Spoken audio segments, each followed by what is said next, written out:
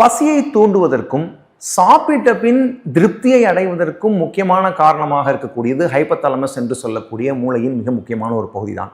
அது சொன்னால்தான் நம்மால் உணவை நிறுத்தவே முடியும். இல்லை என்றால் மேலும் மேலும் நாம் உணவை உண்டு கொண்டே இருப்போம். இதனால தான் பெரும்பாலும் ஒபிசிட்டின்னு சொல்லக்கூடிய இந்த உடற்பருமன் உண்டாகுது. உடற்பருமனுக்கு எப்படி மூளையின் முக்கியமான ஒரு பகுதி காரணமா இருக்கோ, அதே போல வயிற்று பகுதியில் சேகரித்து வைத்திருக்கக்கூடிய கொழுப்பு கட்டிகள் மிக முக்கியமான காரணம். அதை நீக்குவதற்கு யோக மரபில் பல்வேறு பயிற்சிகள் இருக்கு.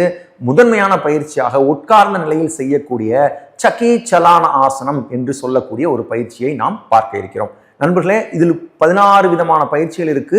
இதில் ஒரே ஒரு பயிற்சியை தான் நாம் இங்க பார்க்கிறோம். இதை மட்டும் செய்துவிட்டு என்னுடைய உடல் எடை குறையவில்லை என்று சொல்லக்கூடாது. நீங்கள் சரியான ஆசிரியரை கண்டடைந்து 16 பயிற்சிகளையும் கற்றுக்கொள்ள வேண்டும். அறிமுகமாக ஒரு அவேர்னஸ் ப்ரோக்ராம்னு சொல்லக்கூடிய ஒரு விழிப்புணர்வு நிகழ்ச்சியாகத்தான் நாம் இந்த பயிற்சியை இங்கே காண்கிறோம்.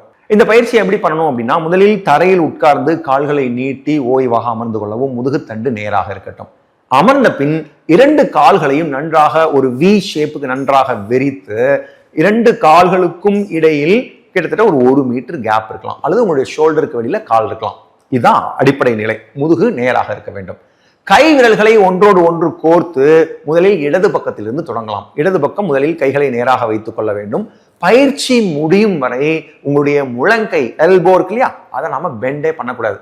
முன்புறமாக போய் பின்புறமாக நம்ம வளைய போறோம். அப்போ உங்களுடைய முழங்கை மடங்காமல் இருக்க வேண்டும். இந்த இடத்தில் மெதுவாக சுவாசத்தை உள்ள எடுத்துக்கணும். சுவாசம் வெளியில போகும்போது மெதுவா முன்புறமாக இடது கால் விரல் தொடங்கி வலது கால் விரல் வரை வளைய வேண்டும்.